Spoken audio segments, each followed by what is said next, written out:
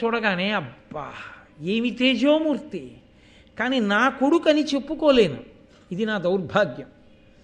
నా కొడుకు అని చెప్పుకోలేను, నా కొడుకు కాడు అని విడిచిపెట్టి వెళ్ళిపోలేను. ఎలా?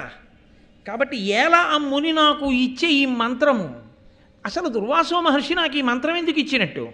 ఈ మంత్రశక్తియే ఎరుంగంగా వేడి ఏల పుత్రకు కోరి ఎంతయు భక్తి నిన్ను తలంచి ప్రీతి ఇనుడును నాకు నేల సద్యోగర్భమిచ్చే కుమారుడేల అప్పుడు ఉదయించే ఇంకెట్టు ఈ లోక పరివాదమే నుడిగింతు ఇంతకు ఇంతయు నెరుగరే జనులు అని ఆవిడంది.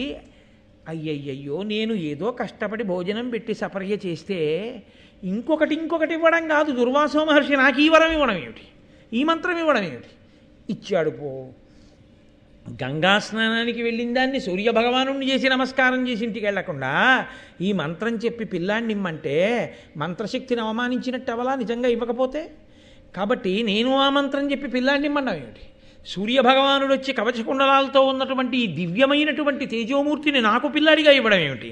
ఈ బాలు నెత్తుకొని ఇంటికి చన్న నన్నున్న బంధువులందరూ మనంబున ఏమనరు? ఎట్లీ బాలసూర్యని భునిట్టులడించి పోవంగా బుద్ధి పుట్టునని కన్యమనంబులోనన్. ఈ పిల్లాన్ని ఎత్తుకుని ఇంటికెడదామా? అందరూ బంధువులు, తల్లి, తండ్రి అందరూ నిద్ర చేస్తారు, తలెత్తుకు తిరగలేను. ఈ పిల్లాన్ని ఇక్కడ విడిచిపెట్టి వెళ్ళిపోదామా? వీడు నా కొడుకు అన్న భావన కలగగానే నేను వీడిని విడిచిపెట్టి వెళ్ళలేకపోతున్నాను. ఎలా? ఇప్పుడు పెద్ద సంకటంలో పడిపోయాను, తెల్లవారిపోతోంది. ప్రజలు గంగానది ఒడ్డుకు వస్తారు పనుల మీద. ఏ బట్టలు తుక్కునే వాళ్ళు ఉంటారు, స్నానం చేసేవాళ్ళు ఉంటారు, నీళ్లు పట్టుకెళ్ళే వాళ్ళు ఉంటారు. ఈ విషయం తెలిస్తే ఇంకేమైనా ఉందా అని హడిలిపోతుంటే మళ్ళీ సూర్యభగవానుడు ఆదుకున్నాడు. రత్నములు, బంగారము పెట్టబడినటువంటి ఒక మందసాన్ని, ఒక అందమైనటువంటి పెట్టె సూర్యభగవానుడు ఆ నది మీద వచ్చేటట్టుగా చేశాడు.